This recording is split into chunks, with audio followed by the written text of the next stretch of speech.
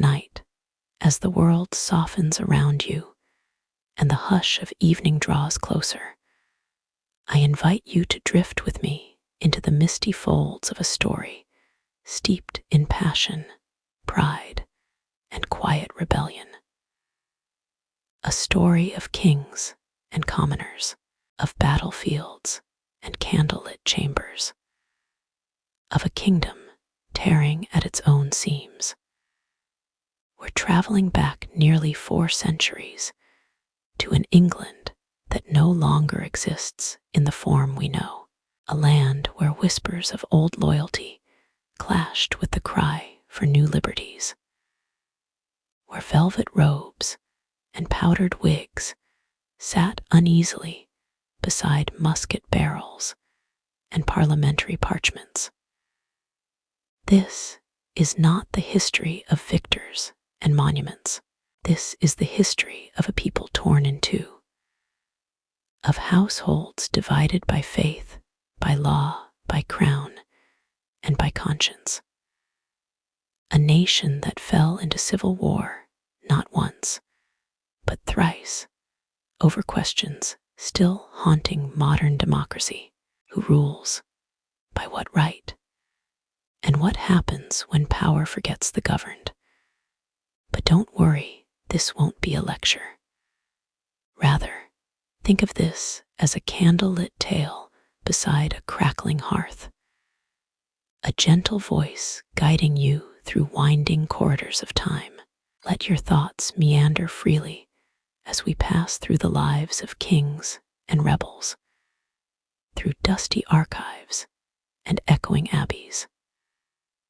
From the brooding silence of Whitehall Palace to the thunderous charge at Naseby Field, from the shadowed trial of a king to the strange, quiet rise of a man named Oliver Cromwell. This is the true story of how England warred with itself and woke up changed forever. So wherever you're listening from tonight, whether it's a cozy room tucked away in Yorkshire or a quiet apartment on the other side of the globe, I wonder, what time is it there? Are the stars out where you are? Has the wind begun to rustle the leaves outside your window? Let me know in the comments, from where are you watching this piece of history? And if the hour is late, all the better. This story was made for the night. Now, lie back. Let your eyes grow heavier. Let your imagination slip softly into the shadows of the 17th century. Hello, my name is Sherry, and welcome to my channel. So let's begin. Let us begin, not in the clangor of war, but in the quiet just before it. England, the year is 1625.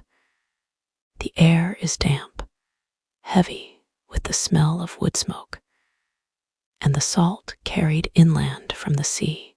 Streets echo with the clip of horseshoes and the low hum of market stalls. It is a time that still clings to the old ways, yet listens warily for the footsteps of change. A young king has taken the throne, Charles, the first of his name. He is 30 years old, soft-spoken, reserved, some might say aloof. Where his father, James I, was theatrical and verbose, Charles is distant and regal. His presence is felt, not heard. He holds his crown not as a gift of the people, but as the right of God. He believes deeply, truly, that he was chosen to rule. But already, this belief trembles beneath the weight of England's growing unrest. You see, the kingdom is not at war, not yet, but it is not at peace either. Beneath the calm surface, things stir. Parliament, that ancient body of noblemen and gentry, once humble advisors to the king, has begun to think of itself differently, no longer just a tool of the crown, but perhaps a counterbalance to it, a voice of the people, a limit upon power. And power, as you will soon see, does not take kindly to limits. There are murmurs in the taverns, over pints of ale and whispered Latin. The king is married to a Catholic, the French princess, Henrietta Maria. In a Protestant nation, this is enough to breed suspicion. Her masses are held in secret chambers behind heavy curtains. Her priests travel quietly, avoiding eyes that know too much. Some wonder aloud if Charles is too close to the old religion, if he dreams of returning England to Rome. That thought alone makes certain men shiver. Memories of Queen Mary's fires, the burning of Protestants in city squares, have not yet faded. And so, even as the king walks the polished halls of Whitehall Palace, adorned in ermine and lace, there is an invisible crack forming beneath his feet, a kingdom whose surface is smooth, but whose foundation begins to tremble. In the countryside, farmers grumble about taxes. The navy is weak, the treasury strained. Trade is slow. England, outwardly proud, is inwardly uneasy. There is no great famine, no open rebellion, only a tightening in the chest, a sense that something is not quite right. Charles, in his wisdom or his pride, perhaps both, begins to act with increasing certainty. He dissolves Parliament when it displeases him, reconvening it only when absolutely necessary. He surrounds himself with men he trusts, many of them feared or hated by the broader public. One name in particular begins to stir anger: George Villiers, Duke of Buckingham. A favorite of both James and Charles, his power seems to outweigh his competence. There is resentment, quiet for now, but growing. And what of the people? They are weary, not of war, not yet, but of uncertainty. A generation raised on stories of the glorious Queen Elizabeth, on victory over the Spanish Armada, on prosperity and national pride, now lives in a dimmer time, a colder time, a time of watching and waiting. The king walks among paintings of his ancestors, believes himself chosen. The parliament gathers in smoky halls, speaking in riddles and resolutions, and across the land, villagers and merchants, scribes and soldiers, all wait for something to shift. It is a waiting game, and yet no one can see the clock. Still, the signs are there. A sermon banned here, a printer arrested there, a nobleman speaks too freely and is summoned to explain himself. One after another, the gears of suppression begin to turn. This is not tyranny, not yet, but it is not liberty either. It is something in between, a pause before thunder, a silence before shouting. And so, England dozes beneath a cloudy sky. The king clutches his divine right like a rosary. Parliament sharpens its quills, and the people, caught between, say nothing, yet feel everything. Perhaps they do not yet know what is coming. Perhaps they do. But history does not ask for permission. It moves when it will. And soon, this quiet kingdom will awaken, not with a gentle sigh, but with a cry that splits the very soul of the nation. It begins not with bloodshed, but with words. Because what breaks a kingdom is rarely the sword first. It is the whisper, the doubt, the question no one dares to answer. And in the next chapter of our tale, that question will echo louder as a king stretches the limits of his own power and Parliament begins to push back. The rain taps softly against mullioned windows, and the gray English sky presses low across the land. It is now the year 1628. The young King Charles has ruled for 3 uneasy years, and still the question lingers: how much power can one man hold? He does not wonder this himself, of course. To Charles, the answer is clear, all of it. For he is a king not merely by birth, but by divine will, the divine right of kings, they call it, a doctrine born of medieval tradition, nurtured by centuries of monarchs who saw their rule as sacred. To defy the king, then, was to defy God himself. Charles believes this with quiet, unshakable faith. But Parliament is beginning to believe something else. Let us step now into the great stone chamber of the House of Commons. The air is thick with the scent of ink, smoke, and wool. Candlelight dances on the carved oak walls. Men in cloaks of black and brown murmur beneath their breath. Lawyers, landowners, merchants, men of learning and rank. No longer content to be mere accessories to the crown, they now see themselves as guardians of England's liberty. And there, at the heart of it all, sits Sir John Eliot, stern, measured, and unyielding. He and a small group of fellow parliamentarians begin to challenge the king's policies, not with arms, not yet, but with parchment and principle. The issue at hand is money, always money. Charles's wars on the continent, ill-planned and poorly led, have drained the royal treasury. His attempt to aid Protestant allies in Europe has ended in failure.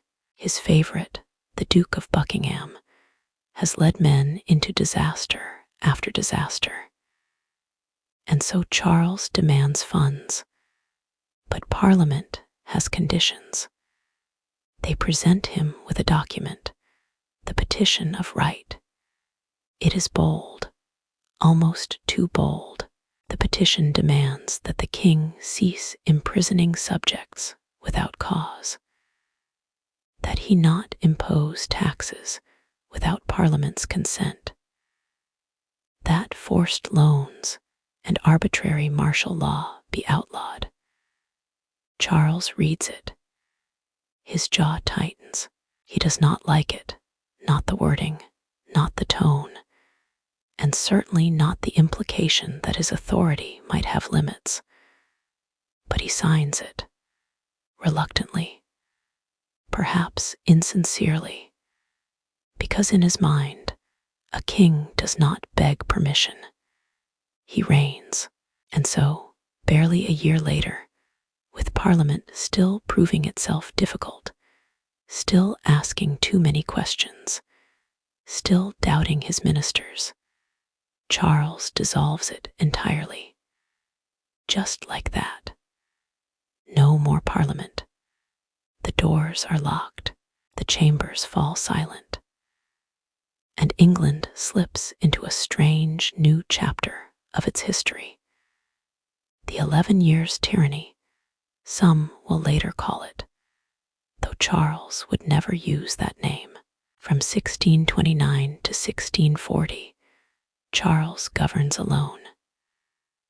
No parliaments, no petitions, no public debates. His court becomes the heart of all power, and he surrounds himself with those he trusts implicitly, most notably William Laud, the Archbishop of Canterbury, a man as devout and rigid as the king himself. Together, they set about reforming the Church of England. But not all reforms are welcome. Laud emphasizes ceremony, order, and reverence. Incense returns to churches. Altars are moved. Rituals are revived. To many Puritans, these changes reek of Roman Catholicism. Superstition, they say. Idolatry in new robes. Whispers begin again. In Puritan households, fathers gather their children by candlelight and speak of tyranny cloaked in liturgy. The Geneva Bible is opened beside steaming bowls of stew. Scripture is read, and always the sense grows that the king, their own king, is slipping away from them. But how do you resist a monarch who claims his very right to rule comes from heaven? You wait, you endure, you write, and you remember. Meanwhile, Charles, ever confident in his vision, begins to raise money without parliament. He revives forgotten taxes, old medieval levies like ship money, once collected only from coastal towns during war, now demanded from the entire kingdom during peace. It does not go unnoticed. One man in particular, a Buckinghamshire squire named John Hampden, refuses to pay. His refusal becomes a symbol, a quiet act of defiance, a single stone dropped into still water. Others begin to follow, and so the king, though unchallenged in court, uncontested in chamber, is no longer unopposed in the hearts of his subjects. They watch, they question, and they begin to dream of something different. In the shadows of workshops, in the corners of university halls, in the flicker of sermons held in secret, something stirs. But Charles does not see it. Or perhaps he refuses to. He walks his gardens, speaks softly with his queen, prays with his bishops, and believes, always believes, that order will prevail, that rebellion is impossible, that the storm will pass. But storms do not pass on belief alone. They gather, slowly, silently, until the air itself crackles with anticipation. By 1639, that storm finally breaks, not in England, but in Scotland. A rebellion explodes over forced reforms to the Scottish Church, the Bishops' Wars, they call them. And suddenly, the king who ruled without parliament for 11 long years needs money again. More than that, he needs support. And so, after more than a decade of silence, Charles is forced to summon Parliament once more. He thinks he can control it. But the men who return to Westminster have not forgotten. They remember the dissolved chamber, the ignored petitions, the taxes, the prisons, the divine right that drowned their voices. They return not with submission, but with purpose. And so the game begins anew. But this time, the players are no longer equal. One holds a crown, the other holds a cause. In our next chapter, Parliament returns to the halls of power, but it does not come quietly. comes like a rising tide, prepared to confront the king it once feared. The year is now 1640. The cobbled streets of London are restless. Shopkeepers grumble beneath their breath, candle makers, bakers, even the silversmiths who serve the nobility, all speak more freely now. Not with rebellion, not yet, but with suspicion, with doubt. Something has changed. The silence of 11 years has been broken. Parliament has returned. And the king, Charles, the sovereign who once dismissed their voices with the wave of a hand, has called them back not out of generosity, but necessity. He needs money, and badly. Scotland has risen in open revolt, not out of hunger or desperation, but over prayer books and altars. A proud people, the Scots refuse to bend their worship to the king's will. They will not kneel to English bishops. They will not sing from Laud's hymnal. Instead, they raise an army, and they march. Charles, ever the believer in majesty and divine right, underestimates them. He prepares to put down the rebellion. But war, as ever, demands silver, and Charles's coffers, stretched by years of unpopular taxes and poor investment, lie nearly empty. His income from customs, forced loans, and ship money has dried up. The merchants are resisting. The judges grow wary. Even his loyal administrators begin to whisper behind closed doors that the treasury is shrinking, not quietly, but rapidly. He has no choice but to summon Parliament again. The first attempt, in April of 1640, is a disaster. What becomes known as the Short Parliament lives up to its name. It lasts only 3 weeks. The king, in his old fashion, demands funds first, explanations later. But Parliament, emboldened after years of watching from the wings, demands redress for past grievances before they will open their purses. Charles refuses. They dig in. He dissolves them. Just like that, the doors are shut again. But this time, the gamble fails. With no parliamentary grant, Charles cannot fund his army. And the Scottish forces, organized, passionate, burning with religious conviction, march deeper into England. By August, they occupy Newcastle. It is a humiliation, and for Charles, it is a reckoning. He now stands in an impossible position. He cannot fight the Scots without money. He cannot raise money without Parliament, and he cannot silence Parliament, not anymore. So, in November of that same year, he summons them once again. But these men are not the same weary advisors he once dismissed. They return as lions, and this Parliament, the Long Parliament, as it will be known, does not intend to be dismissed. Not ever again. They arrive with lists, names of royal advisors to be tried, laws to be repealed, grievances to be addressed. The room is colder, louder, more crowded than before. The speaker's voice echoes across the chamber, and for the first time in decades, the will of the Commons rings louder than that of the king. At the center of it all is John Pym, measured, articulate, and unwavering.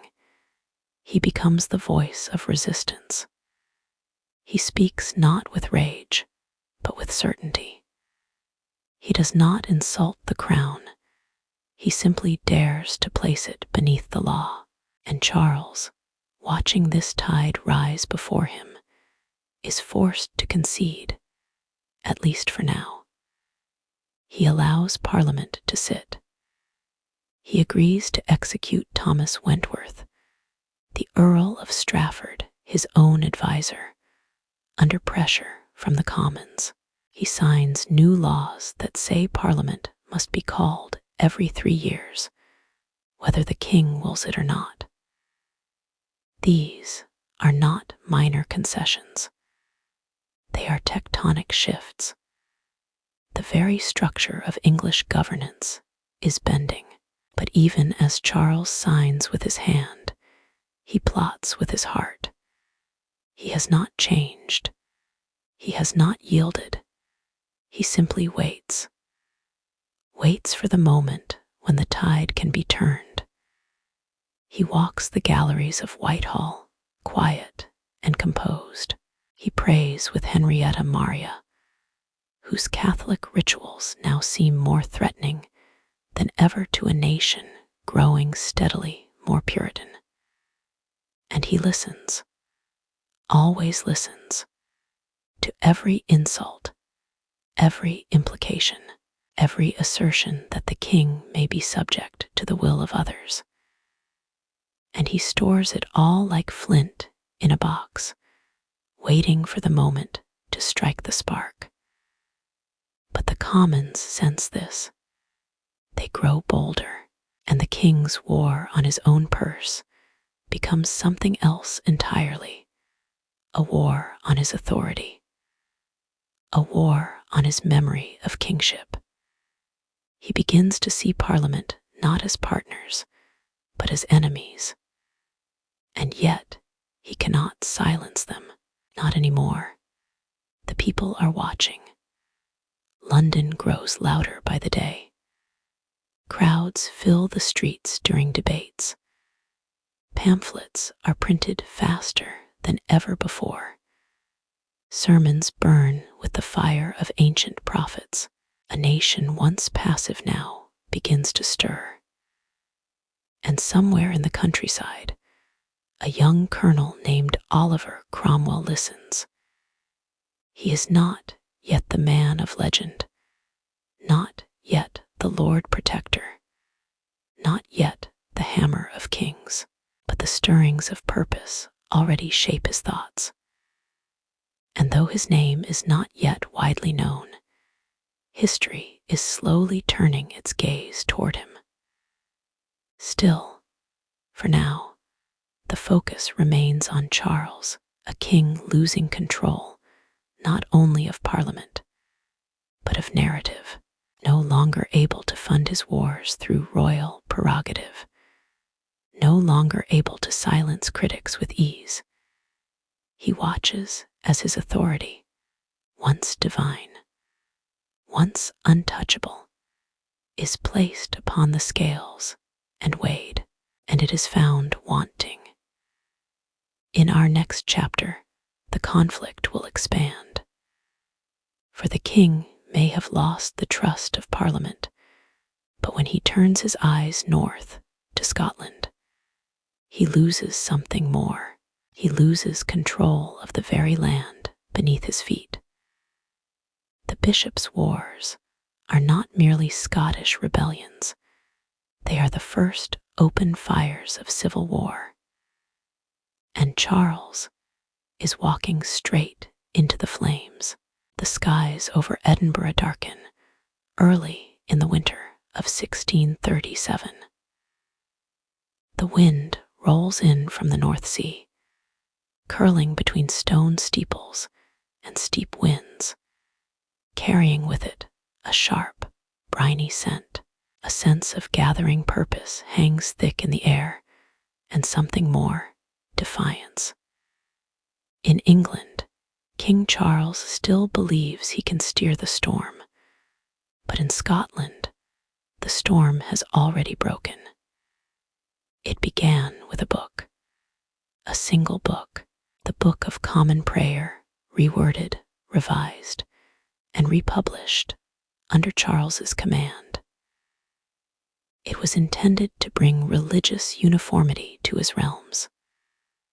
To Charles, it was an act of divine governance, an echo of ancient order. But to the Scots, fiercely Presbyterian, fiercely independent, it was heresy bound in leather.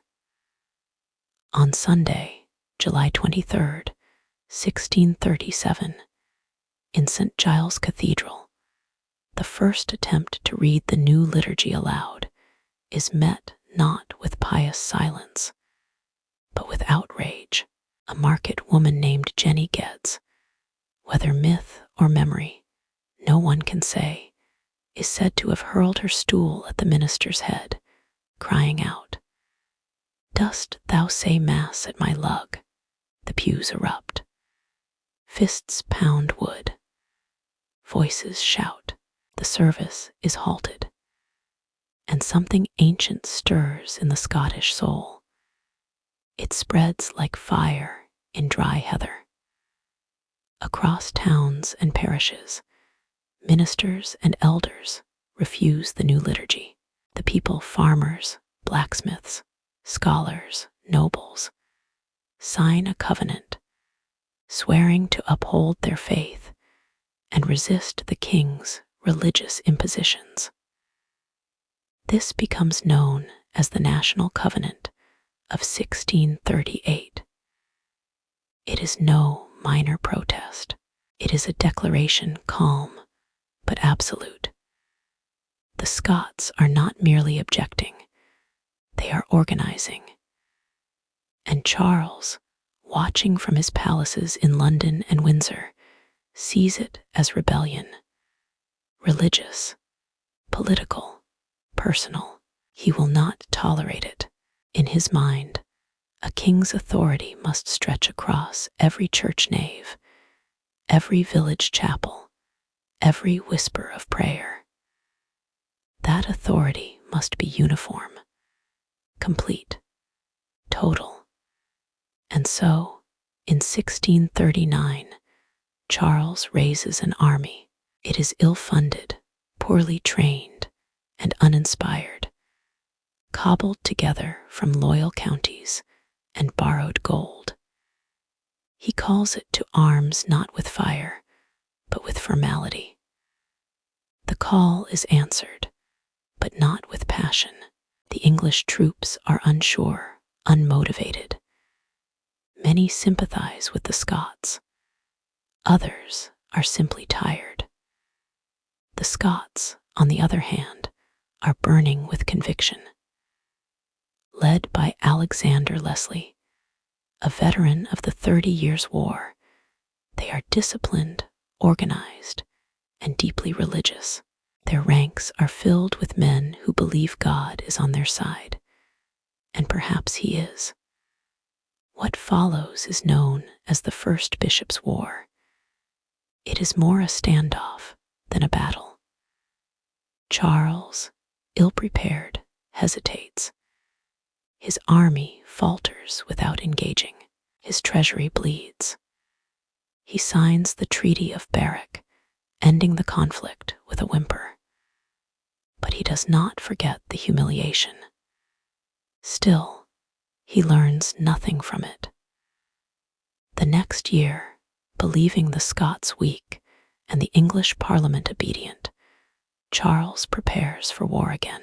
This time in 1640, the Scots go on the offensive. They cross the River Tweed. They march into Northumberland. They seize Newcastle, England's northern jewel, a vital coal port. It is a stunning move, bold, decisive, and entirely unexpected. The king's pride collapses. His purse lies open and empty. And suddenly, the crown so long seen as eternal, unquestionable, ordained, appears fragile. And now the fuse is truly lit, because in his desperation, Charles calls back Parliament once more. Not in strength, but in weakness. He does not summon it like a king, but like a debtor. And the men who return to Westminster in November do so not with reverence, but resolve. The long Parliament wastes no time. They demand answers. They try the king's ministers for treason. They call for reforms, not cosmetic ones, but structural, lasting changes. And the people support them. London, always a city of merchants and memory, begins to sway toward Parliament. Pamphlets flood the stalls. Sermons speak of tyranny and deliverance. The Scottish occupation in the north is seen not as an invasion, but as vindication. The Scots are not the enemy. They are the spark. And now the flame is catching the English thatch. Charles is surrounded, trapped between Parliament's demands, Scotland's defiance, and the growing murmur of a public no longer willing to be ruled without question. But he is still a king, still a Stuart, still convinced that God favors his cause. He makes promises only to unmake them. He negotiates only to plot behind closed doors. He watches as Parliament begins to dismantle the very foundations of royal power. The Triennial Act passes, requiring Parliament to be called every 3 years. The Star Chamber, once a tool of royal punishment, is abolished, and more reforms loom on the horizon. Charles begins to feel the walls close in. He knows Parliament will not stop. He knows Scotland will not kneel. And so he begins to consider the unthinkable. If Parliament cannot be broken by argument, perhaps it can be broken by force. And here, in these quiet, late months of 1641, with snow gathering along the Thames and cold draughts winding through the corridors of Whitehall, the king begins to gather allies, nobles, bishops, loyalists, those who still believe in divine right, those who see parliaments rise as a dangerous unraveling of the old world. But the clock ticks louder now, and the nation, once so still beneath his feet, begins to stir. You can feel it, can't you? In the rustle of court robes, in the scrape of pen on parchment in Parliament's records, in the chill wind that slips down from the Scottish hills, whispering of a world about to shatter. Soon, Charles will make a choice, a fateful one that cannot be taken back. In the next chapter, we return to London, where Parliament sharpens its claws and the voices of resistance grow louder. There, amid echoes and shadows, the long Parliament will begin to carve a future that no king can ignore. London, November 1640. The city smells of coal smoke and cold river air. The Thames moves slowly under low skies. Along its banks, chimneys churn and market bells ring in distant rhythm. Yet beneath this ordinary day, something historic stirs. Parliament has returned, not just summoned, but awakened. And this time, it will not sleep. The long Parliament, as it will come to be known, gathers under vaulted ceilings and flickering torches, its benches packed not just with lords and lawyers, but with purpose. Their mood is not mild. It is not fearful. These men come with memory. 11 years of silence, 11 years of royal overreach, 11 years of watching a king forget the soul of his country. They have returned to remember. At their center is a man of quiet intensity, John Pym, not a swordsman, not a soldier, but a politician of rare resolve. He is gray-templed, deliberate in his speech, and firm in his beliefs.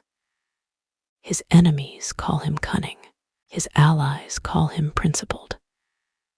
History, in its slow unfolding, will call him necessary. He speaks in the house with a voice not raised, but resonant, echoing through centuries, even now. We have, he declares, before us the greatest work a parliament ever had, the preservation of religion, the liberties of the subjects, and the safety of the kingdom. The chamber listens, and then it moves. The long parliament does not waste time. They move like men who know history is watching. First comes punishment. Charles's most trusted advisor, Thomas Wentworth, Earl of Strafford, is arrested. He is feared throughout the land. A man of towering intellect and icy authority, known for enforcing the king's will with ruthless precision. It was Strafford who pushed the king to rule without parliament. Strafford who urged taxes. Strafford who believed a strong king must rule with a thorough hand. To parliament, he is the architect of tyranny. He is tried, accused of high treason, but the legal grounds are shaky. Parliament knows they cannot convict him by the letter of the law. So they change the law. A bill of attainder is passed, a brutal, ancient mechanism. It allows Parliament to declare guilt without trial. The king hesitates. Strafford, for all his harshness, was loyal. Loyal to the crown, if not the people. Charles signs the bill with a trembling hand, betraying the man who once governed at his side. Strafford is executed on Tower Hill. The crowd cheers. The crown, in a single stroke, has lost more than a minister. It has lost a part of its authority. Then comes reform. Parliament begins dismantling the machinery of royal overreach. The Star Chamber, that dreaded court of secrecy and pain, is abolished. Ship money, the deeply unpopular tax that bled the countryside, is declared illegal. The Triennial Act is passed, requiring that Parliament must be called at least once every 3 years, with or without the king's consent. It is an enormous shift in power. And Charles watches this all with mounting dread. He walks through Whitehall like a ghost, tall, silent, holding his children's hands in the gardens, while behind him, his kingdom changes. His queen, Henrietta Maria, weeps privately. A Catholic in a Protestant land, her presence is increasingly a target of suspicion. Many believe she manipulates the king, whispers French plots in his ear. Charles draws her closer, even as Parliament tries to push her away. The mood in London is volatile. Crowds gather daily outside Westminster. Petitions pour in. Sermons grow louder, more urgent. Some demand more reforms. Others whisper of overthrow. Parliament is not united, but it is powerful. And then something remarkable happens. Parliament presents to the king a document called the Grand Remonstrance. It is no simple petition. It is a manifesto, a history of grievances, laid out in searing detail, over 200 points, chronicling Charles's misrule from the very beginning of his reign. It accuses him of favoritism, of suppressing true religion, of corrupting justice, of undermining the liberties of Englishmen. It is read aloud in the Commons. The mood is electric, but it is also dangerous. The vote to approve it passes barely, a sign that even within Parliament, fault lines are forming. Some members fear they've gone too far. Others believe they haven't gone far enough. Still, the remonstrance passes, and it is printed, distributed, read aloud in markets and churchyards. The people now see their king not as a protector, but as a tyrant, and Charles, humiliated, furious, and wounded, begins to contemplate the unthinkable. He has watched Parliament strike down his ministers, strip his powers, question his marriage, challenge his decisions, publish his failures, and so he plans to silence them the only way he still can, with force. In the early days of January 1642, Charles takes a desperate step. He marches to Parliament in person, accompanied by armed guards. His target, 5 key members, including John Pym and John Hampden. He believes them guilty of treason. He steps into the House of Commons, a place no monarch had entered in centuries. But the 5 men are gone. Warned moments before, they fled across the Thames, hidden by allies. Charles stands in the chamber. The Speaker, William Lenthal, kneels before him. The king demands to know the whereabouts of the traitors. Lenthal famously replies, his voice low but steady, "May it please your majesty, I have neither eyes to see nor tongue to speak in this place, but as the house is pleased to direct me." It is not defiance, it is revolution. The king leaves, empty-handed and humiliated. The city erupts. The streets are no longer safe for him. He flees London, and there, outside the city he once ruled, Charles begins to raise his own banner. 2 visions of England have now split. One wears a crown, the other carries a cause. In the next chapter, this simmering tension bursts into flame. England chooses sides, and brother turns against brother, neighbor against neighbor.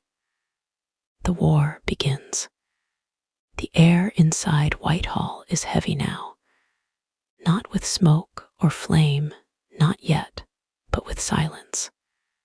A chill kind of silence, the kind that follows the slow realization that something sacred has been broken and cannot be mended. The king has fled London, and in the echo of his absence, the queen remains, Henrietta Maria of France, born of Bourbon blood, sister to Louis XIII, a Catholic queen in a Protestant land. She arrived in England as a bride in 1625, barely 16 years old, young, foreign, devout. Her English was uncertain, her religion unwelcome. She was a stranger on the throne. And yet, over the years, she grew into her role with quiet defiance. She refused to attend Anglican services. She built her own Catholic chapel. She kept French priests in her court, a scandal whispered behind gloved hands in every noble household. She raised her children in her faith, or tried to, always beneath the watching eyes of a kingdom that distrusted her. But more than that, she counseled the king. Not publicly, not in parliament, but behind tapestried walls and closed doors. Henrietta Maria was not merely a consort, she was an influence, a presence. Charles loved her. That is clear. Their letters, still preserved in the pages of time, are tender, sincere, and filled with pain as the war approaches. He calls her his dearest heart, his sweet friend. She addresses him as my dear lord and husband, and sometimes as your poor little wife. They were, in a way, tragically bound, not just by marriage, but by belief. Both believed in the divine right of monarchy. Both believed they had been chosen. And now, both watched that belief unravel. Henrietta Maria knew the danger she represented. The people called her the Popish Queen. They accused her of corrupting the king's soul, of plotting with Rome, of selling English sovereignty to foreign powers. She was painted in pamphlets as a Jezebel, a seductress cloaked in incense and treachery. And yet, beneath the suspicion, she worked. She negotiated loans from Catholic monarchs abroad. She smuggled letters through secret couriers. She arranged the sale of royal jewels to fund arms. She lobbied for aid from Ireland and France. Her fingers, pale and elegant, were ever reaching across borders, across hearts, across the dangerous game her husband could no longer play alone. In early 1642, after Charles's failure to arrest the 5 members, the streets of London turned volatile. The mobs were no longer murmuring. They were moving. Windows were smashed. Priests were harassed. Effigies of the Queen were burned in open squares.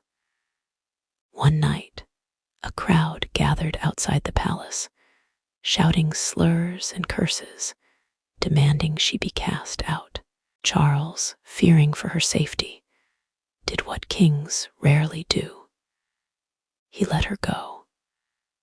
With weeping children behind her and a kingdom collapsing around her, Henrietta Maria left England for the continent, not to abandon the king, but to save him, to secure funds, to raise support, to plead with foreign courts for gold and gunpowder, for ships and soldiers.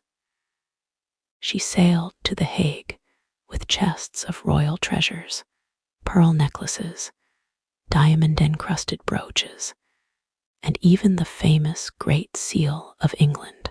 There she sold what she could and promised what she must. She became, in many ways, a queen in exile, but not in retreat. Her letters grew sharper, her language more desperate. She begged the French crown for ships. She negotiated with English Catholics in Ireland. She directed supplies toward royalist strongholds, all from across the sea, all in shadow. And back in England, her image loomed ever darker in Parliament's imagination. She became the symbol of everything they feared: absolutism, foreign influence, popery, and hidden conspiracy. She wasn't just a queen. She was the ghost behind the throne. And yet, she was also a mother. In quiet moments, amidst the gunpowder and planning, she wrote of her children, of little Charles, the Prince of Wales, only 12 when the war began, of baby Henriette Anne, born in 1644 in the seaside town of Exeter, while her mother was smuggled back into England under threat of capture. Even in war, she held them in her mind, their faces, their futures, their safety.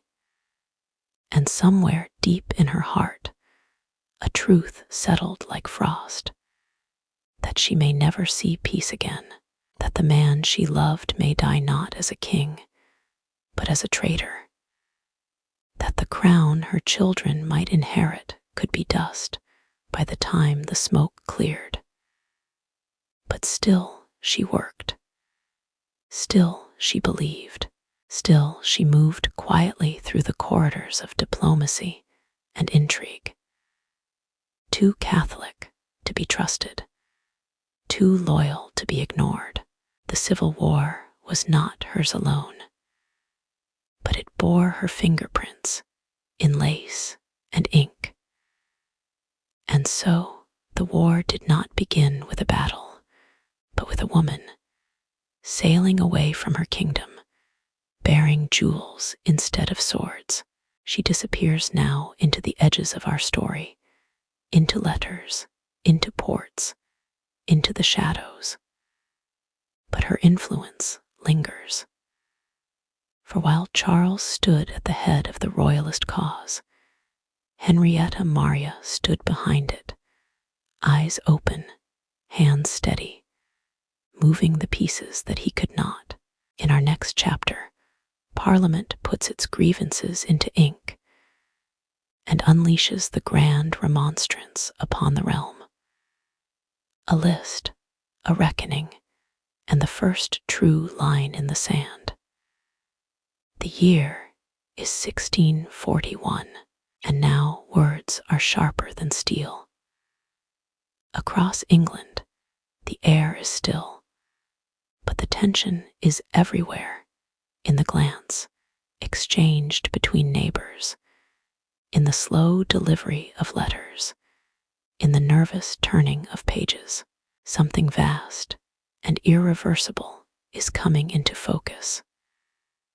The divide between king and parliament, once a matter of policy, of persuasion, is becoming a matter of identity, of what England is, of what it will become. And now that divide is set to be written down. In November, with Parliament swollen with voices and London buzzing with unrest, John Pym rises once again. The room quiets. Quills stop mid-scratch. All eyes turn to the man now seen as the spine of the opposition. He holds in his hand a document. Thick, weighty, laced with judgment. It is called the Grand Remonstrance. 204 clauses, a scathing, methodical recounting of Charles's misrule. Every action of his reign laid bare, the dissolution of Parliament, the illegal taxes, the religious reforms, the censorship, the imprisonment of critics, the war against the Scots, the Catholic Queen's influence, Strafford's tyranny, the slow corrosion of liberty. It is not a negotiation. It is an accusation. But what makes it dangerous is not the truth within it. It is the timing. England, you see, is standing on a knife edge.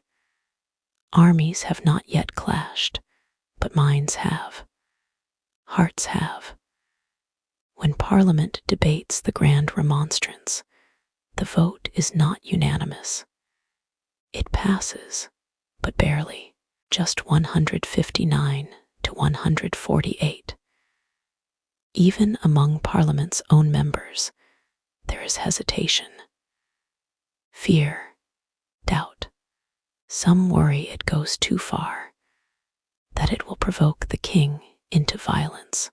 Others worry it doesn't go far enough, that it still clings to the hope of compromise, even now. But for the majority, it is necessary, like a mirror held to the monarchy, saying, "This is what you have done, and this is what we will no longer accept." The remonstrance is not just passed, it is published, distributed in cities and villages, read aloud from pulpits, printed in thousands, carried by candlelight through drawing rooms and inns. The people, many of whom had never read a political argument before, now hold in their hands a portrait of their own governance and their king's failings. It's the closest thing to a national awakening the country has seen in centuries, and to Charles, it is a betrayal written in ink. He reads it, his face pale, his hand tightening around the parchment. To be criticized in private is one thing. To be publicly accused, to be paraded in print before his subjects, that is another, a humiliation, a challenge to the very essence of kingship. The remonstrance ends with something ominous, a call for Parliament, not the king, to choose royal ministers. It's not yet revolution, but it is something dangerously close. Charles is enraged. He paces the halls of Whitehall, his courtiers watching with silent dread. The Queen, ever close, urges him to act, to strike back. "They will not stop," she says. "You must show them you are still the king." And so he makes a decision, one that will change history. On January 4th, 1642, Charles storms into the House of Commons with soldiers at his back, an act not seen in centuries. His target, the 5 members who led the remonstrance, John Pym among them. He plans to arrest them, to silence them, to reassert control. But Parliament is ready. The 5 members are gone, spirited away across the Thames, hidden by allies, guarded by London citizens. The chamber sits in frozen silence. Charles stands at the Speaker's chair, demanding their location. The Speaker, William Lenthal, bows low and speaks words that still echo through the ages. "May it please your Majesty, I have neither eyes to see nor tongue to speak in this place, but as the House is pleased to direct me." It is the voice of Parliament refusing the will of the king. Not with swords, but with principle. Charles leaves in humiliation. The London crowds jeer him as he rides back to Whitehall. They chant the names of the 5 members. They throw stones. They shout curses. The king, their king, is no longer safe in his own capital.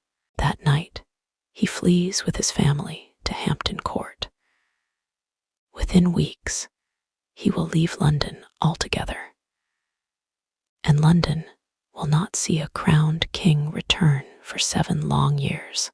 The failure to arrest the 5 members is more than a miscalculation.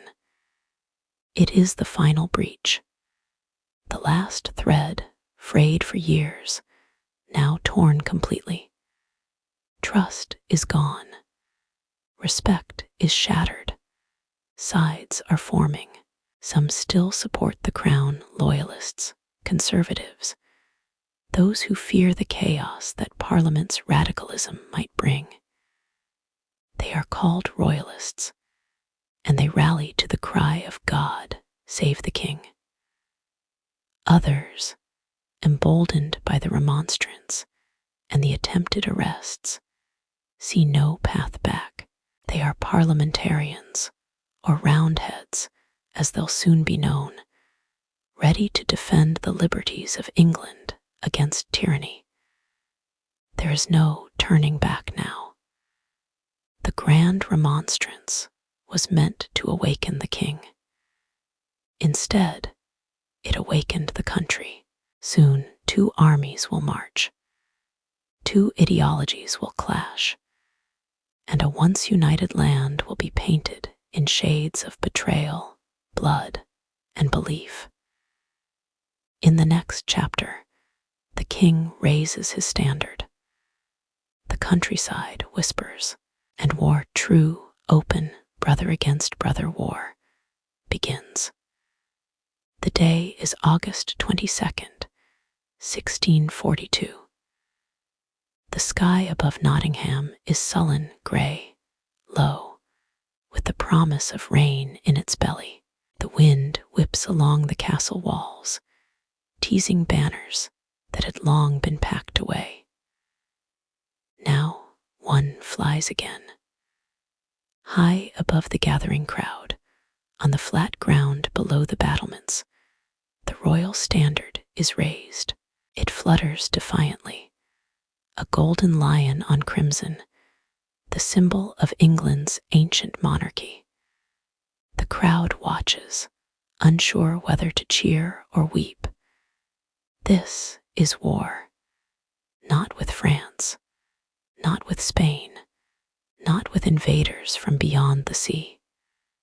No, this is war between Englishmen, between neighbors, fathers, sons, between churchwardens and merchants, blacksmiths and schoolteachers. And at the center of it all, a king against his own parliament. But let us step back. The moment did not arrive all at once. It crept, soft-footed, quiet. After the failed arrest of the 5 members, Charles fled London. But his cause did not die. He rode north to York, where royalist sympathies still lingered like embers in ash. There he gathered support slowly, cautiously. Noblemen from the shires, country gentry tired of London's mobs, bishops who feared Parliament's anti-clerical tone. They brought horses, coins, pikes, but not all came willingly. Many stood still. England's heart, it must be said, beat with confusion. People did not leap into war, they were pulled into it, one slow, uncertain tug at a time. In the South, Parliament prepared its own defenses. Militia musters were called, stores of gunpowder inventoried, maps drawn. A man named Earl of Essex was appointed to lead the parliamentary army, a cautious soldier, not yet touched by the fire of revolution, but loyal to the cause. Charles, meanwhile, sent letters, dozens, to cities, to guilds, to nobles. He claimed he fought not against England, but for it, for tradition, for monarchy, for peace. And yet, with each mile he rode north, more men realized the truth. Peace had already left the field. In London, Parliament seized control of the navy. It fortified key towns, Hull, Portsmouth, Gloucester. It passed the militia ordinance, stripping the king of his authority over the local trained bands, the citizen soldiers. The country split, not in half, but in a web of lines, winding, fracturing, uncertain. Some towns raised the king's banner, others flew parliaments. Some refused both. And so, as August burned slowly toward autumn, Charles made his choice. He declared Parliament's actions unlawful. He declared those who opposed him traitors. And on that grey, rain-brushed day in Nottingham, he stood beneath his standard and proclaimed to the world, the war for England had begun. But here is the truth, whispered like a confession between monks. The standard fell that day, as the king's men struggled to secure the pole in the high wind. The banner tumbled to the earth. A simple mishap, perhaps, but many, even those closest to the king, took it as a bad omen, a sign that this war, once begun, would not end with honor, or victory, or peace, that it might end with ruin. Still, the lines were drawn. The royalists, known by many as cavaliers, for their long hair and gallant fashion, gathered under the king's colors. They believed in hierarchy, in the divine right of kings, in the sanctity of tradition. They feared mob rule. They feared disorder. And they feared a parliament that now moved like a sovereign power of its own. The parliamentarians, often mocked as roundheads for their short-cropped Puritan styles, stood for reform, for the rule of law, for the belief that no man, not even a king, stood above justice. And across the nation, the people chose, some by conviction, many by geography, or by fear, or by family. Brothers joined opposite sides. Sons defied fathers. Estates split down the middle, banners fluttering from either wing. But even now, as the armies formed, few truly grasped what lay ahead. They expected a campaign, a season of marches, a few skirmishes, perhaps. No one imagined 7 years of blood. No one foresaw towns burning, churches shattered, fields turned into graves. No one knew yet the names of the places that would echo in sorrow: Edgehill, Marston Moor, Naseby. No one knew that the war would not simply take men's lives, it would take their certainty, their faith, their very image of England.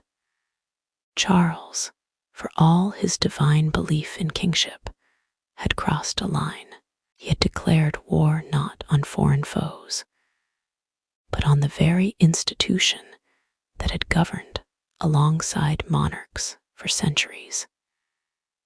He had invaded his own house, Parliament, and found it empty of allies. Now he stood beneath the crown, but not above the storm. And London, Parliament's fortress, prepared for siege. The Thames flowed cold and silent beneath its bridges. Guns were mounted atop the gates. The citizens drilled in narrow lanes, learning to fire muskets between washing lines and rain barrels. A city once bustling with trade and chatter now moved like a living fortress, breathing in fear, exhaling resolve. And far away, in fields that had not yet seen blood, the two sides crept toward each other, like wolves in tall grass. The next chapter of England's history will not be written in ink, but in powder, fire, and marching feet. And as the first battle looms, the kingdom holds its breath. The road winds through Warwickshire, over gentle hills, and through fields where cattle once grazed in peace. It is October now, in the year 1642. The leaves have turned golden and rust red, and the air carries the faint bite of oncoming winter. But this is no time for harvest. This is the march to war. The king's army, freshly assembled and green in spirit, moves slowly through the Midlands. Charles rides at its head, dressed not in armor, but in royal finery. He believes, or hopes, that even now a show of authority might turn the tide without bloodshed. Behind him, a mixture of cavalry and foot soldiers. Some are seasoned noblemen with fine steeds and polished swords, but many are barely trained farmhands, conscripts pulled from villages, pressed into service. Few have fired a musket. Fewer still have seen a battlefield. Their boots are worn, their packs are light, and their hearts uncertain. Opposing them, camped near the town of Kyneton, is the parliamentarian army led by Robert de Veru, the Earl of Essex. He is cautious, watchful. Essex had once served under Elizabeth I's banners in Ireland. He is no stranger to war, but even he knows this conflict is different. This is not conquest. This is not empire. This is a reckoning within the heart of England itself. And so, on the morning of October 23rd, 1642, both armies awake to the grim realization: there is no more time for politics. The sun rises slowly behind Edgehill, a modest ridge overlooking the plain. Mist clings to the ground. The grass is damp beneath the soldiers' boots. There are no grand speeches, only the clink of armor, the hush of whispered prayers, the nervous shifting of horses. The armies draw up in formation, the royalists to the south, the parliamentarians to the north. Each side fields around 13,000 men. For a moment, the field is still, and then the trumpets sound. The first cannon roars, a deep, echoing bellow that rolls over the plain like thunder. And the Battle of Edgehill begins. The king's cavalry, led by the fiery Prince Rupert of the Rhine, charges forward like a wave of black powder and steel. Rupert is young, dashing, and feared, a veteran of the European wars, brought up in the brutal crucible of the 30 Years' War. His German dragoons ride hard and fast, shouting as they descend upon the parliamentarian flanks. The Roundhead horsemen break. In minutes, Rupert's charge scatters their cavalry. Cheers erupt from the royalist lines, but victory proves slippery. Rupert's men, driven by adrenaline and undisciplined zeal, chase the fleeing parliamentarians for miles, looting wagons, seizing supplies, losing formation. They vanish into the countryside, drunk on success. And back on the battlefield, chaos reigns. The infantry, left to fight alone, clash in the center. Pike meets pike. Musket volleys crack and spit smoke. Men fall screaming. Some die where they stand. Others crawl through bloodied earth, clutching wounds that cannot be saved. There is no glory here, only noise and smoke, and the deep human stench of terror. The king watches from a nearby hill. At one point, Charles's standard-bearer is struck down, and the royal standard itself, the symbol of his authority, is captured by parliamentarian forces. For a breathless moment, It seems the king is lost, but the flag is retaken by a loyal soldier. Barely, a near collapse. In the center, Essex holds the line. Though his flanks are battered, his foot soldiers remain firm. He rallies them with calm resolve, sending message after message to restore order. He does not charge. He does not panic. He waits. And that patience in war is rare. By nightfall, both sides are exhausted. The mist returns, wrapping the field in a mournful shroud. The dead lie twisted in frozen grass. Some still breathe, barely. Others, never again. Neither army retreats, but neither army wins. Edgehill ends in a draw. The first great clash of the Civil War, and it resolves nothing. Only one thing becomes clear. This war will not be brief, nor clean. The fields of Warwickshire are soaked not in rain, but in English blood. Word spreads quickly through the towns and taverns. Families strain for news. Wives weep at unanswered doors. Priests offer prayers in hushed tones, and for the first time, the country truly sees what it has become, not a land of debates, but a land at war. Edgehill is a beginning, not just of battles, but of a slow, creeping hardening of hearts. Men who once questioned, now hate. Men who once hoped, now fight. Every death cuts deeper into the soil of the kingdom. Even Charles sees it now, that this war, this brother's war, will not be solved by banners or charges. It will be won or lost in the slow, grinding collapse of one side's resolve.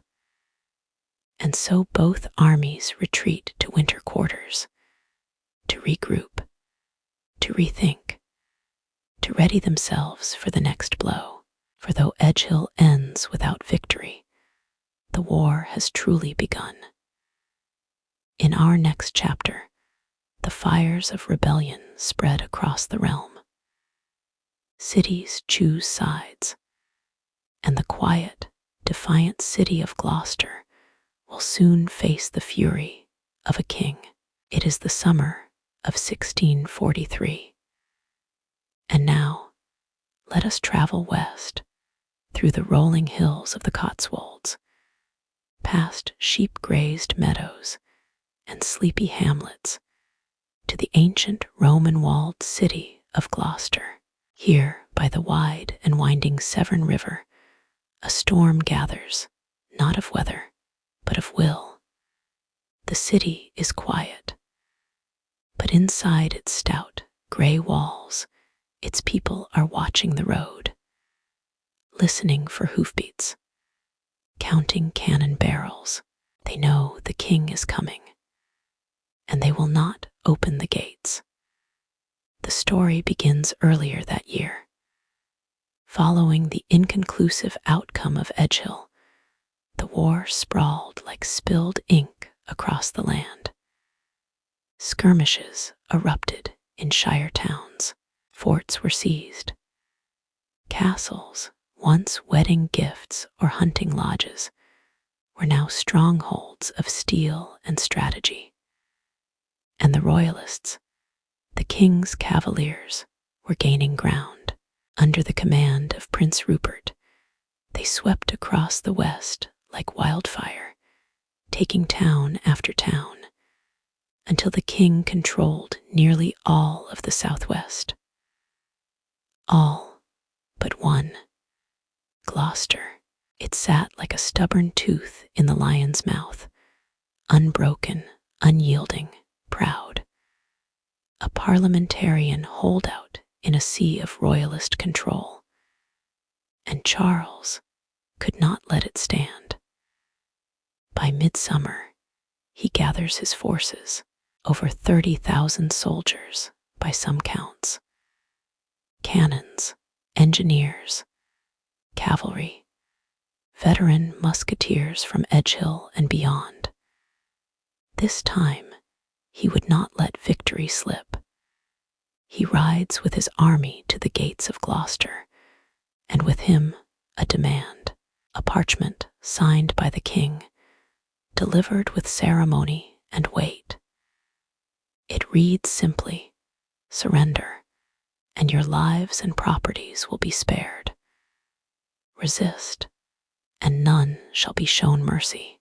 The message is received by Colonel Edward Massey, the parliamentarian commander of the city.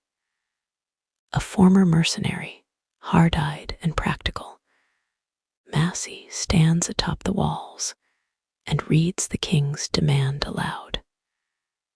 Then, with calm resolve, he responds, "We, the inhabitants, resolve to the last drop of our blood to maintain the freedom of our city and the liberties of the kingdom."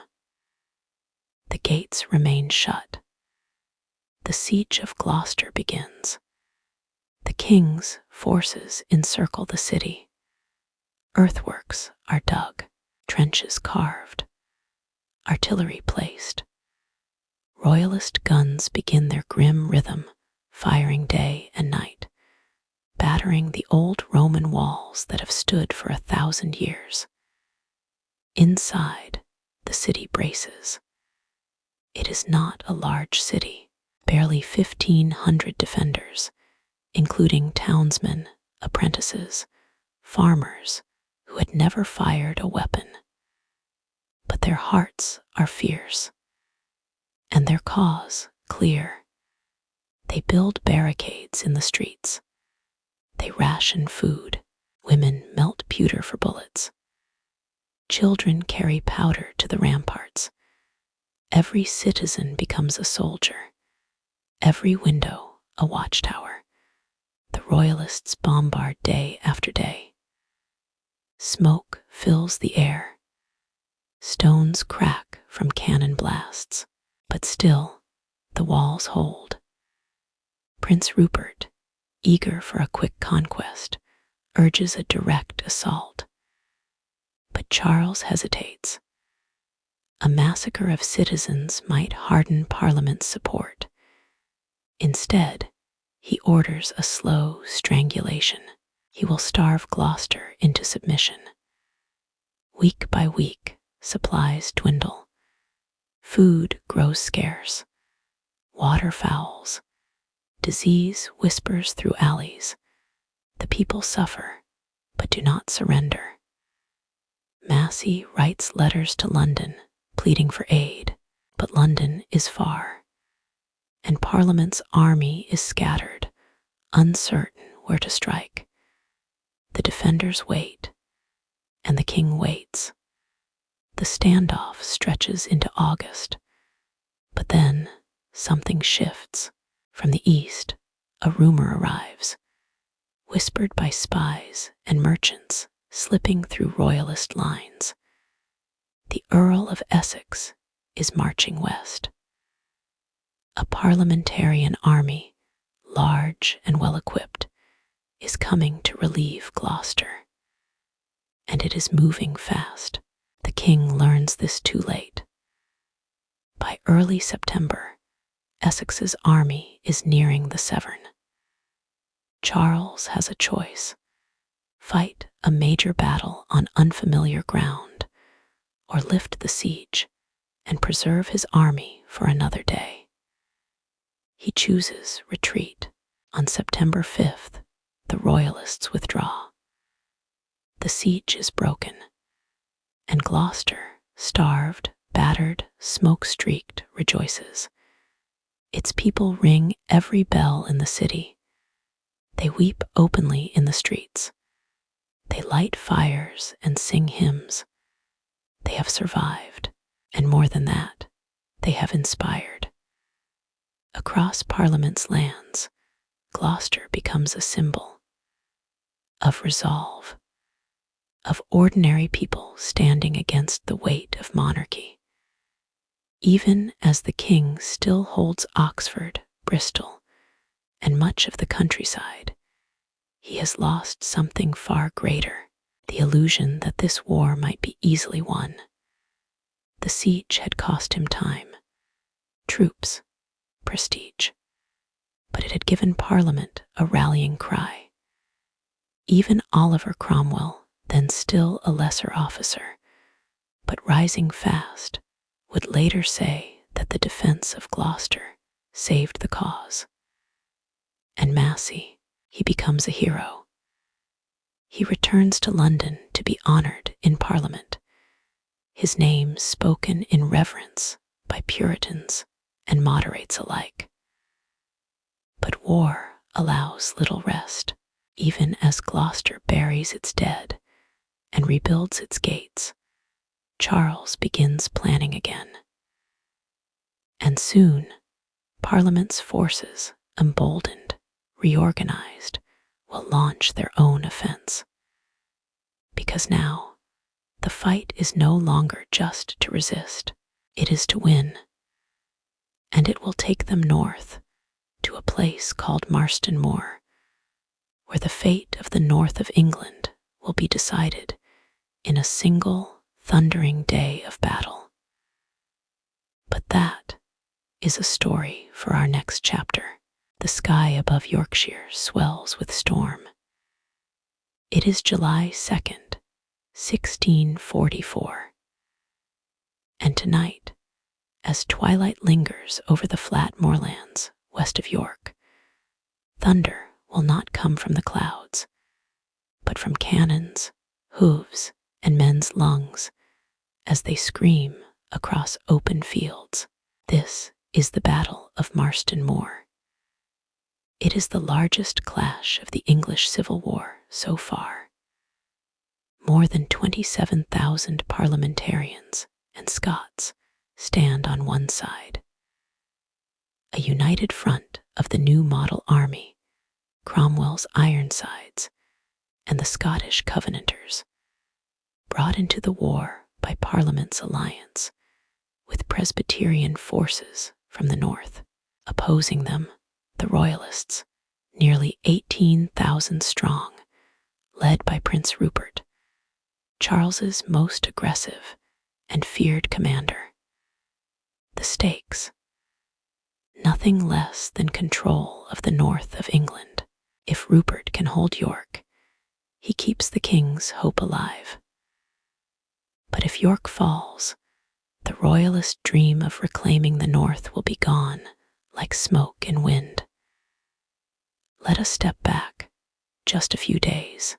Rupert, ever the bold strategist, had marched swiftly to relieve York, which had been under siege by parliamentarian forces.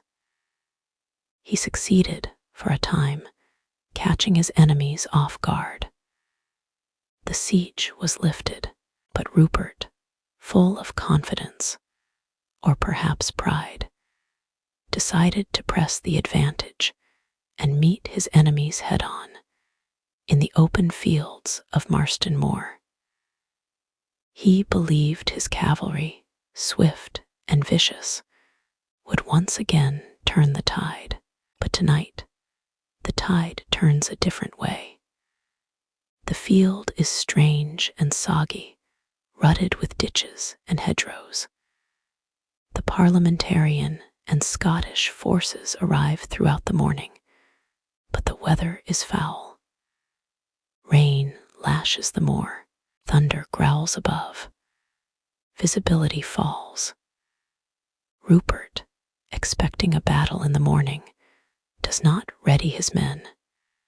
He believes his enemies are too tired to attack in the evening. He believes wrong.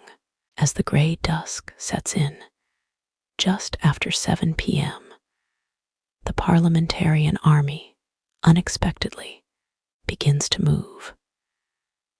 Their forces stretch wide across the moor, 3 distinct lines: Scots on the left, parliamentarians in the center, and on the right, a man rising quietly in both rank and legend, Oliver Cromwell, leading his cavalry, the Ironsides. These are not noblemen's sons. They are farmers, preachers' sons, tradesmen, disciplined, religious, focused. And tonight, they do not pray. They charge. With a roar, Cromwell's horsemen drive into the royalist left, smashing through with cold efficiency. It is not the wild gallop of Rupert's cavaliers. It is methodical, intentional. Behind them, foot soldiers march steadily, singing psalms even as cannon fire lights the field. On the other side of the moor, Rupert's cavalry initially finds success, scattering the Scots, causing panic.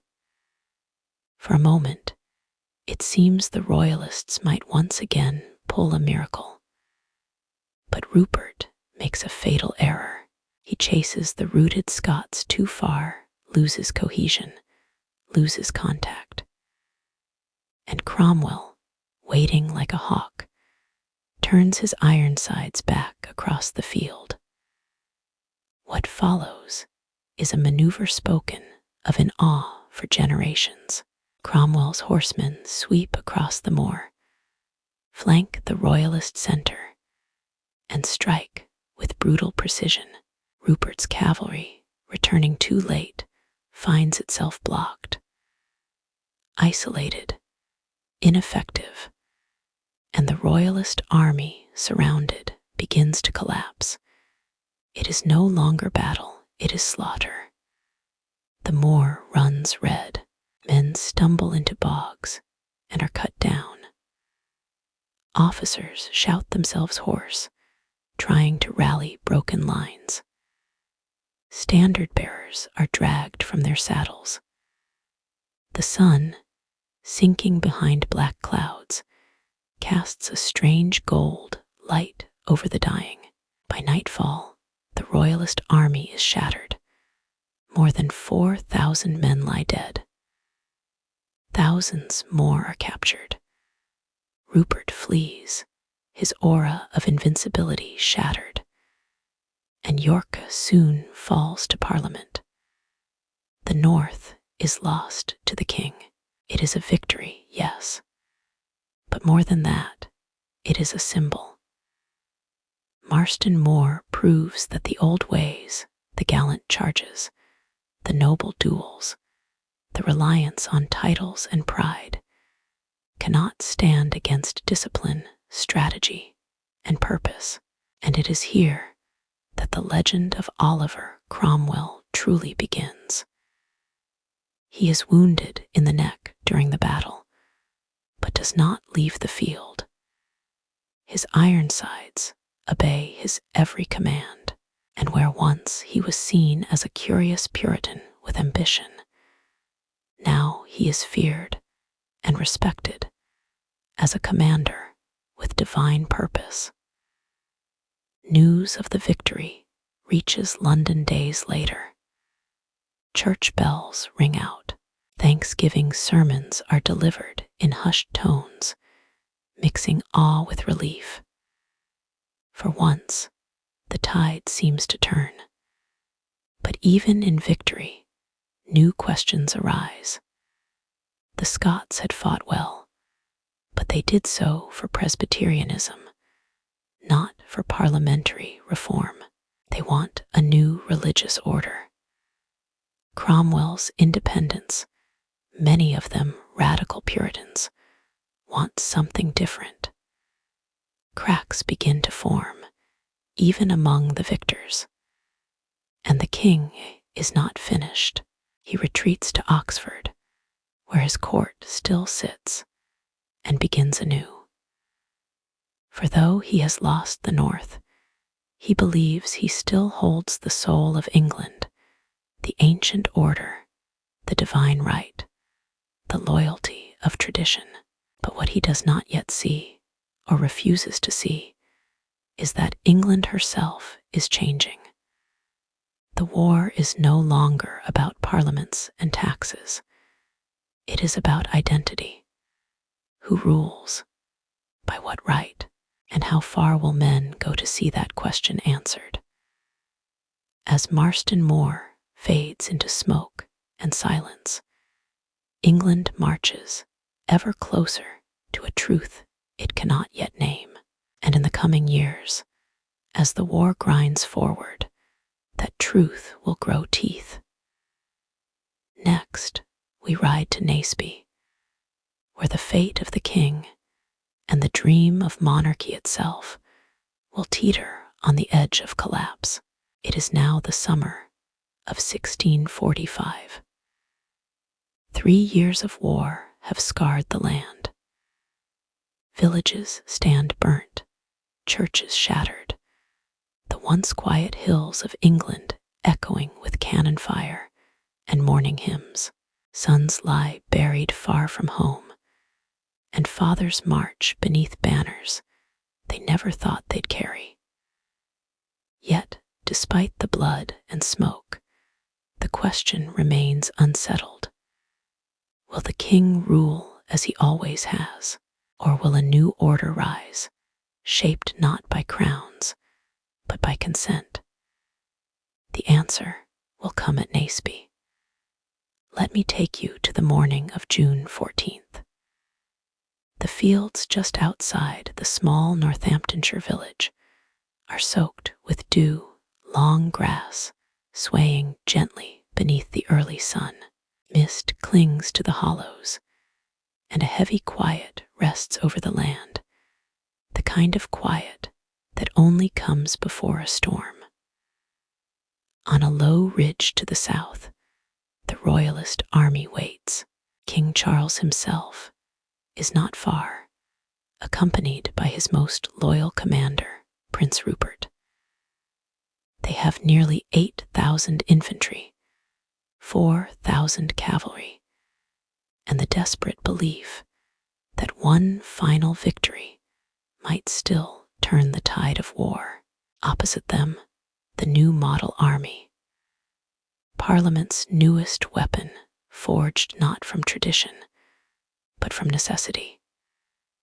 This army is unlike any England has seen before, professional, disciplined, and led not by nobles born to command, but by men who had earned it. Among them stands Sir Thomas Fairfax, the army's commander, calm, methodical, beloved by his men. And at his side, the ever-rising figure of Oliver Cromwell. The Ironsides are here 2 grim-faced horsemen who ride more like ministers than soldiers. Their armor is plain, their speech is sparse, but their charge is unbreakable. They are about 14,000 strong. They outnumber the king, but numbers alone do not win battles. For all of Charles's missteps, he still commands the loyalty of veterans, men who had stood firm at Edgehill, who had survived Marston Moor, who would give their lives for their sovereign. As the sun climbs and birds rise from the hedgerows, the king gives the signal. The royalists advance. At first, all goes well for Charles. His cavalry, Rupert's finest, slam into the parliamentarian left, scattering it. For a moment, it seems the new model army is buckling. Royalist foot soldiers pour down the hill with a roar, muskets blazing, pikes lowered. But the new model army does not break. Fairfax rallies his men with cool precision. Lines reform, drummers signal, units pivot and regroup, and then Cromwell's moment comes. On the parliamentarian right, he releases his cavalry. With a silent command, they surge forward, not in a wild charge, but in tight formation, eyes fixed ahead. They crash into the royalist left like a wave of steel and ash. Within minutes, that flank begins to crumble. Rupert's cavalry, having ridden too far in pursuit of fleeing enemies, as they had at Marston Moor, cannot return in time to save them. Now, the trap begins to close. Fairfax orders a steady advance in the center. Pikes meet pikes, smoke fills the air, horses scream, muskets flash. The royalist foot soldiers begin to fall back, and suddenly, from the rear, Cromwell's cavalry strikes again, this time from behind. The royalists are surrounded. Confusion turns to panic. Orders are lost in the din. Drummers flee. Standards fall. And among the chaos, the king himself flees the field. The day is lost. The Battle of Naseby is over, and with it, the last real hope for royalist victory. In the aftermath, Parliament's soldiers overrun the royalist camp. Among the spoils, they find a prize more valuable than any gold. The king's private correspondence, dozens of letters, some to the queen, others to foreign Catholic rulers, pleading for aid, offering secret deals, even promising the return of Catholicism to England in exchange for troops. Parliament publishes these letters within days. The effect is shattering. Even Charles's most moderate supporters recoil. They see not a misunderstood monarch, but a king willing to sell his country's faith and freedom for his own power. Trust is broken. From this moment, there will be no more illusions, no more negotiations in good faith. The king, once a symbol of divine order, now appears as a man clinging desperately to privilege, even if it means betrayal. And so, the royalists retreat into a slow, painful decline. The king's forces scatter. Towns fall without resistance. Allies defect. Yet Charles does not surrender. He wanders from stronghold to stronghold, hoping for a shift of fate or a miracle. But England has changed. The new model army continues to grow in strength and conviction. Cromwell's star rises ever higher, and the people, weary of war, hungry for justice, no longer look to the throne for salvation. They look to Parliament, to Fairfax, to Cromwell, to something new. The fall at Naseby was not just the end of a battle. It was the end of belief that kings are above men, that bloodlines are destiny, that obedience is eternal, and it leaves behind a question that echoes into the soul of every Englishman. If the king cannot win, must he fall? But before that fall can come, Charles will make one last move, a gamble across borders, seeking safety in Scotland. And there, he will discover that loyalty, once broken, is rarely given back. The fields of Naseby are quiet now. Wildflowers sway where once men lay broken. The new model army moves steadily southward, claiming victory after victory. But the man at the center of the storm has vanished. King Charles' eye is on the move, not with legions, not with banners unfurled, but as a fugitive, a sovereign without a court, a king without a kingdom. In the months following the crushing defeat at Naseby, Charles embarks on a desperate journey across England. His cause is bleeding, his allies few. His hope lies not in England anymore, but in the north, with the Scots. Ah, the Scots! It had been Parliament who, in their hour of need, reached out to the Scottish Covenanters, those stern defenders of Presbyterianism. Their agreement had brought thousands of Scottish soldiers south, who had helped turn the tide at Marston Moor and beyond. But the Scots never fought for Parliament's vision. They fought for their faith, a nation governed by Presbyterian rule. And Charles, he had once tried to impose Anglicanism upon their kirk. The memory still burns in Scottish minds like a scar across the soul. Yet the king believes he can appeal to them. After all, he is still the anointed monarch, still the symbol of unity. If he agrees to their religious terms, perhaps they will shelter him, restore him. It is a gambler's move, and Charles is nothing if not bold in his solitude. In May of 1646, dressed not in royal garb, but in humble traveling clothes, the king arrives at the Scottish camp outside Newark-on-Trent. He does not announce himself with trumpet or fanfare. No, he slips into their custody quietly, hoping his presence alone might change the course of fate. The Scots are shocked. They had not expected this, and though their hearts remain conflicted, they know one truth above all. They now possess something priceless: the king himself.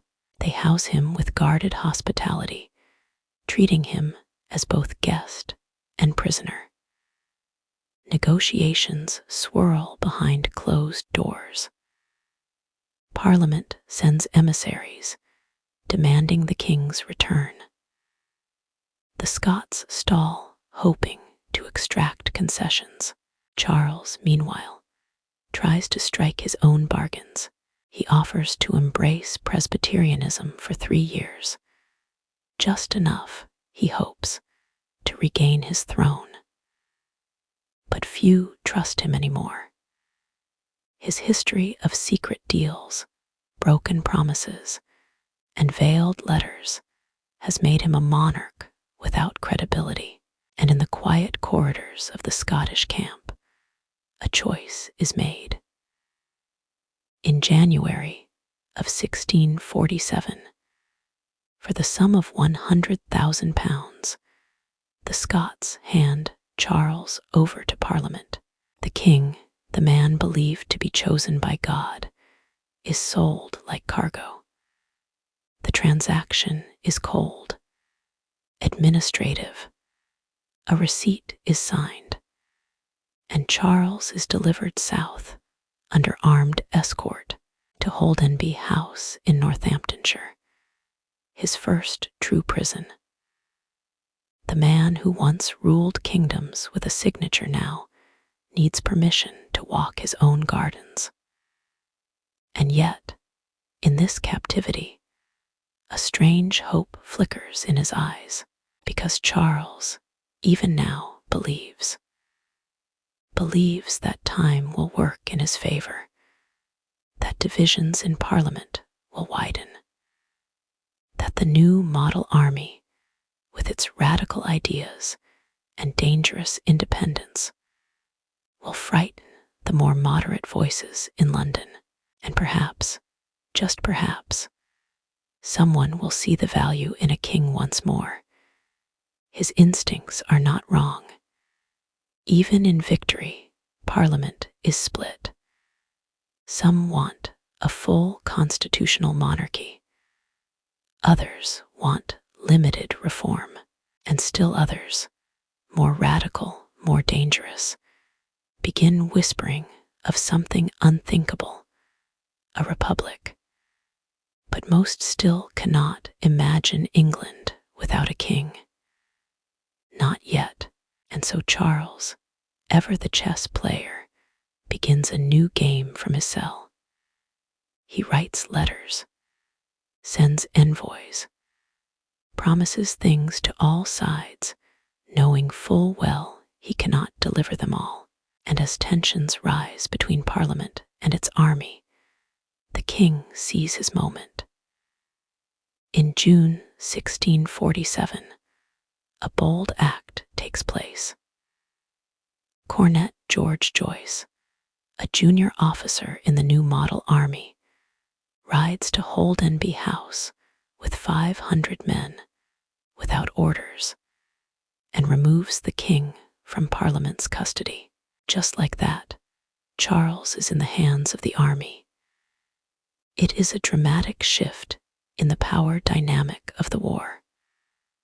Parliament may have won on paper, but the army, with Cromwell at its core, now holds the king and the future. They move him from house to house, first to Newmarket, then to Hampton Court. He is treated with courtesy, but always under guard. His rooms are grand, but the doors lock from the outside. And yet, Charles cannot help himself. He negotiates, deceives, and plots. He plays the army against Parliament, Parliament against the Scots against the army. He writes letters to the Queen in France. He sends envoys to the Irish Confederates. He toys with everyone and underestimates all. Because in truth, the world around him has changed. It is no longer a question of who will serve the king. It is now a question of whether a king is needed at all. This Charles cannot grasp. For all his cleverness, he remains trapped in the mirror of divine right, unable to imagine a world that moves without him. In November of 1647, fearing assassination, Charles escapes from Hampton Court. He flees into the night, disguised and alone, hoping once again to outwit fate. But this time, fate is waiting. He is quickly found and imprisoned again, this time on the Isle of Wight, in Carisbrooke Castle. The last move has been made, and England grows tired of games. The crown is no longer a symbol of unity. It is a question mark, and soon Parliament and the army will seek a final answer. Next, we witness the storm that follows deceit, the Second Civil War, and the moment when swords are no longer raised in debate, but in judgment. The king sits imprisoned on the Isle of Wight. The waves crash against the stone cliffs of Carisbrooke Castle, and the wind whistles through narrow windows carved long before Charles was born. Outside, England does not rest. The war, the great tearing of the nation's soul, should be over. But like embers beneath ash, unrest smolders. All it needs is one breath, and it will burn again. That breath comes from Charles himself. Even in confinement, he writes schemes, promises to the Scots, to the Irish, to royalist exiles. His pen becomes his sword, and with it, he strikes one final blow. In the early months of 1648, secret agreements begin to bear fruit. Charles has promised the Scottish Engagers, a faction of nobles opposed to the earlier covenant, that he will enforce Presbyterianism in England for 3 years in exchange for their military support. It is a desperate pact, and Charles has no real intention of honoring it. But the Engagers believe him. and they move. So begins the Second Civil War. It is not one unified rebellion, but a series of eruptions, scattered and chaotic. Royalist uprisings flare in Wales, Kent, and the north. In London, Parliament is shaken. The people, exhausted and uncertain, watch in silence as the shadows of war lengthen once more. And then the Scots invade. In July 1648, an army crosses the border, led by the Duke of Hamilton. Their numbers are great, nearly 20,000 men, but their purpose is muddled. Poorly equipped, poorly led, they trudge southward with more confusion than conviction. It is Oliver Cromwell who meets them. He leaves Wales, where he has just crushed a royalist rebellion, and marches north with ferocious speed. At Preston, in a torrential downpour, Cromwell strikes. His smaller but better disciplined force outmaneuvers the Scots at every turn. For 3 days, they fight across rivers, hedgerows, and muddy fields. By the end, the Scottish army is shattered. Thousands are dead. Thousands more are taken prisoner. The Second Civil War is over before it truly begins, and this time, there is no forgiveness. Cromwell, once a voice of reform and measured action, now sees treason in every letter Charles wrote. He does not merely blame the king for continuing the war. He holds him responsible for every drop of blood spilled. The tone of Parliament shifts. Where once they sought compromise, now they seek something else entirely. Justice, retribution, finality. Charles is moved from Carisbrooke Castle to Hurst Castle, and then to London. But he does not walk freely. He is no longer a ruler. He is a prisoner of the state. In January 1649, after long hesitation, Parliament takes a step no English government had dared before. They resolve to put their king on trial. Imagine for a moment what that means. For over 1,000 years, English kings had ruled by divine right. They answered to God, not to man. They were crowned by bishops, anointed with oil, placed above judgment. Now that illusion is to be torn down, publicly, officially, irrevocably. A high court of justice is formed, created by a rump parliament, a body purged by Cromwell's army of those who opposed the trial. What remains are men hardened by war, disillusioned by deceit. Many of them would rather not see this day, but they believe it must come. The charges are grave, that Charles Stuart, being guilty of all the treasons, murders, rapines, burnings, spoils, and mischiefs, is a tyrant, traitor, murderer, and a public enemy to the good people of this nation. The language is sharp, final, and utterly unprecedented. The king is brought to Westminster Hall, the great heart of English justice. He wears black, his bearing proud, unyielding. He denies the court's authority. He refuses to enter a plea. A subject may not challenge the power of his king, he says, and I, a king, may not be judged by my subjects. But no one bows any more. The trial proceeds with or without his participation. Witnesses testify. Documents are read aloud. The record of the king's duplicity is laid bare for all to hear. To some, it is still shocking.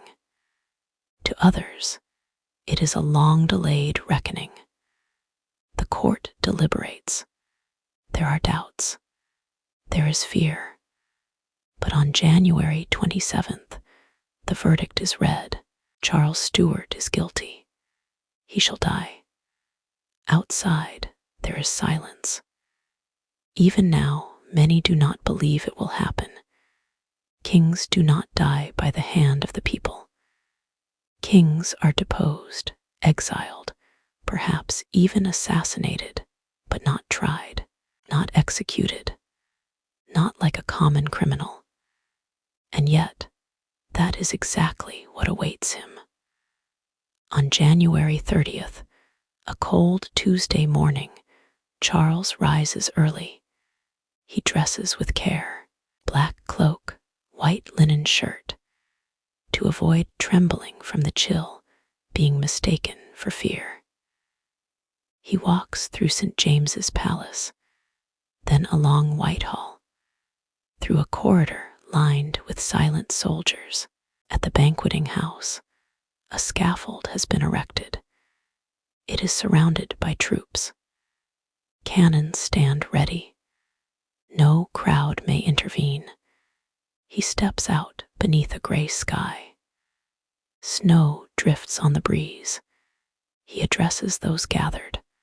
I am the King of England. I am the martyr of the people. I die a Christian according to the profession of the Church of England. And then, with dignity, even grace, he kneels before the block. He stretches his arms out and says, I am the king, my own executioner. The axe falls. A groan ripples through the onlookers. Some weep, some flee.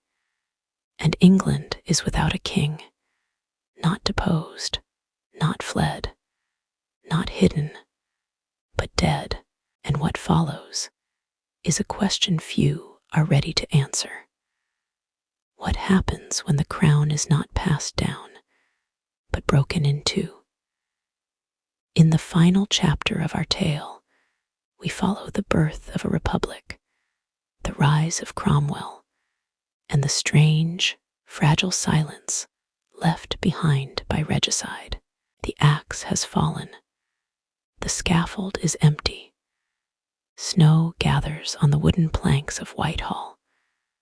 Somewhere in the stunned stillness, a single heartbeat skips, unsure if what it witnessed was truth or nightmare. The king is dead. For the first time in its long, tangled history, England is not a monarchy. The crown has no head, the throne no heir, but the world does not stop. It cannot. And so, from the silence, a new England begins to take shape, not born with fanfare, but hewn from necessity. Parliament proclaims the monarchy abolished. The House of Lords is dissolved. The very idea of kingship, once sacred, immutable, is declared unnecessary, burdensome, and dangerous to the liberty of the people. In its place rises a bold, fragile thing, the Commonwealth of England, a republic, led not by a monarch, but by men. It is not democracy, not truly. Elections are rare, voices still limited to the powerful. But in theory, and for a fleeting moment, England belongs to itself. Yet shadows remain. One shadow above all, Oliver Cromwell. He has not seized the throne, not yet, but his presence is unmistakable. His army, the iron backbone of the new model, stands as the true power in the land. He did not seek to execute the king lightly. In truth, he hesitated, but once the deed was done, he would never look back. Cromwell believes England has passed through a divine fire, that the blood shed, the royal blood included, is part of God's providence. A purging, a test, and now he believes he is God's instrument. He is named Lord General, Commander of the Armed Forces. He is not yet ruler, but all roads now pass through him. Still, the young republic stumbles. Royalists stir unrest. Levelers, radical reformers, demand equality and voice. Parliament grows sluggish, divided by infighting. England, it seems, has cut off the head of state, but cannot decide what to grow in its place. Then comes Ireland. A rebellion has long simmered there, Catholic, defiant, and hostile to English rule. Cromwell sees it not only as a military challenge, but a moral crusade. In 1649, just months after the king's execution, he lands in Ireland with a mission, not of peace, but of punishment. What follows is brutal. At Drogheda and Wexford, his forces massacre thousands, soldiers and civilians alike. Priests are hunted, churches are burned. Cromwell offers no apology. To him, it is divine justice. Ireland, in his eyes, is the sword arm of papist rebellion, and he the righteous hammer. But history does not forget. To this day, his name in Ireland is spoken with a chill, a whisper, a warning. When he returns to England, he is both feared and admired.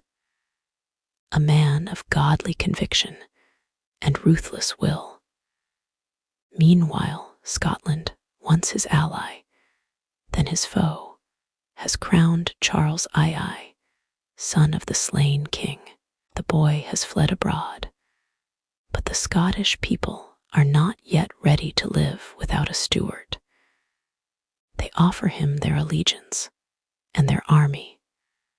So once again, Cromwell marches. In 1650, at Dunbar, he faces the Scots.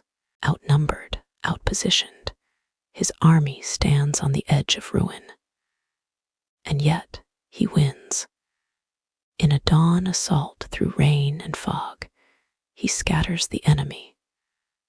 A year later, at Worcester, he meets Charles II himself, now leading a final royalist army. Once more, Cromwell is victorious. Charles flees, disguised, hidden in oak trees, shepherded through cottages and coastlines, finally escaping to France. He will remain in exile for 9 long years. Back in England, Cromwell has reached the summit. There is no king, no opposition, no equal. In 1653, frustrated with Parliament's inefficacy, he dissolves it by force, storming the chamber, declaring, "In the name of God, go." He does not seize the crown, but he accepts a new title, Lord Protector of the Commonwealth of England, Scotland, and Ireland. It is not a throne, but it is a seat of power. He rules for 5 years, sometimes wisely, sometimes harshly. He reforms laws, advances trade, rebuilds the navy, enforces morality, even bans theater and Christmas celebrations. He dreams of a godly republic where men walk upright and humble before the Lord. But always, behind the sermons and statutes, there are soldiers, and behind the soldiers, fear. England begins to feel the weight of a republic not by choice, but by command. Cromwell grows older, more weary. The divine light flickers in his eyes. And in 1658, he dies, not in battle, but in bed. The Commonwealth does not mourn long. For all its ideals, it has grown brittle. Without Cromwell, it collapses inward. 2 years later, in 1660, Parliament invites Charles II, the exiled heir, to return. He does so not as a conqueror, but as a symbol, a balm, a bridge to old stability. He is crowned King of England, and the monarchy is restored. The streets erupt in celebration. Bells toll, bonfires blaze, paintings of the old king reappear as if by magic. And so, the Republic dies as quietly as it was born. But something has changed. Though the Stuarts are restored, they are no longer absolute. Parliament is stronger now. The memory of 1649 never fully fades.